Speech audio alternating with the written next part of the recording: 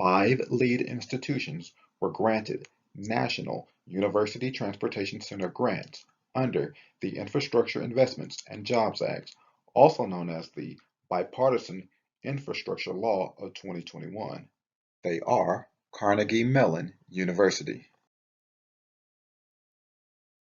Clemson University,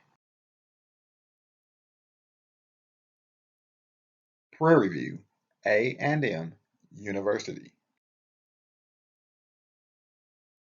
University of California, Davis, and the University of Texas at Austin. Each of these prestigious institutions are bestowed to satisfy the missions of advancing transportation expertise and technology in the varied disciplines that comprise the field of transportation through education, research, and technology transfer activities. They are to provide critical multimodal transportation knowledge outside of the Department of Transportation and address critical workforce needs and educate the next generation of transportation leaders. To help accomplish these goals, the U.S. Department of Transportation has identified 7 research priorities that include 1. Improving mobility of people and goods, 2. Reducing congestion, 3. Promoting safety, 4. Improving the durability of and extending the life of transportation infrastructure, 5. Preserving the environment, 6. Preserving the existing transportation system, and 7. Reducing transportation cybersecurity risks. To learn more, we can access the World Wide Web, use Google, and ask it to locate more information for us. I'll use my cursor, access Google search form, and since I've been rehearsing, what I want is still in browser memory. But you can just type in University Transportation Centers, hit enter, and that first link in the list for the Department of Transportation is what we want. We'll just hover over it and click enter. For this video, I want to check on this Tools for Grantees tab. I want to scroll down to Grant Requirements, and then I want to check on this Schedule of Deliverables Reporting Requirements to come to this particular page. I have opened up the Reporting Requirements PDF in a new tab. Today, on December 3rd, 2023, there are 2 pages of information. More importantly, there are 2 items that are quite noteworthy. 1, there is a website with a due date of roughly July 30th, and 2, there is a semi-annual progress report with a due date of October 30th.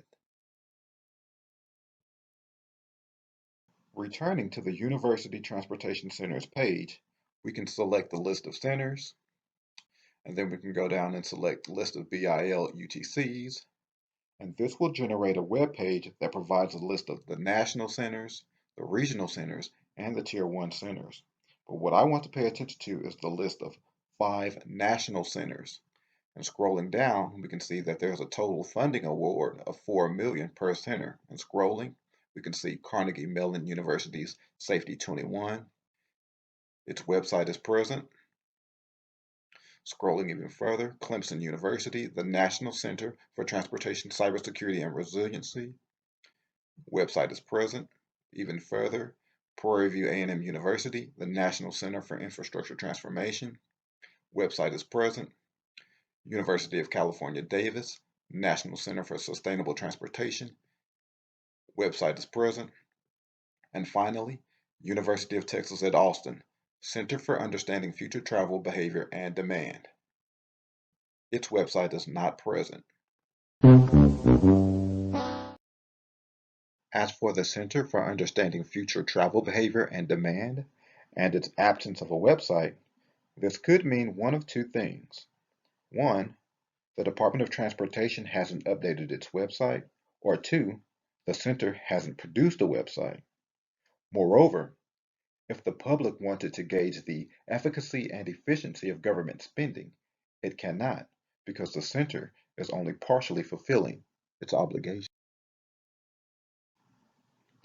Elaborating on partial fulfillment of obligations, there are still more inconsistent adherence to excellence.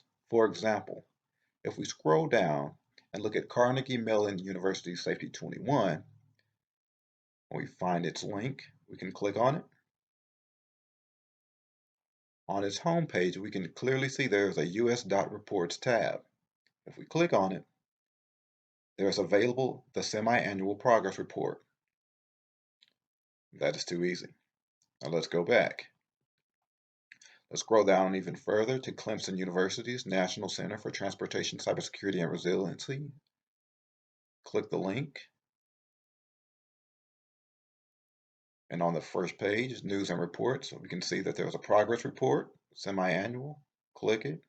And there's available the semi-annual progress report for this particular center. Now let's go back.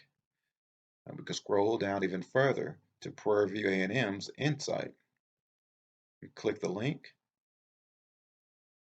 On the home page, we can examine the About tab, semi-annual progress report.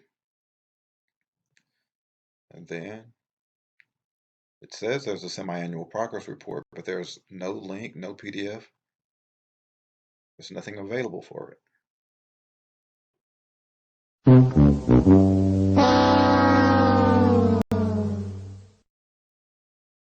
Immediately, we can understand there still remains a lethargy in production and activity within these national transportation centers.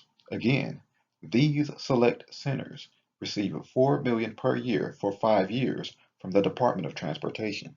Furthermore, within the 5 national university transportation centers, 2 are headquartered in Texas for 2 different universities, and both fall short of expectations. I do plan on revisiting these 2 centers, and if you've enjoyed this presentation, please leave a like, a comment, and subscribe. Thank you.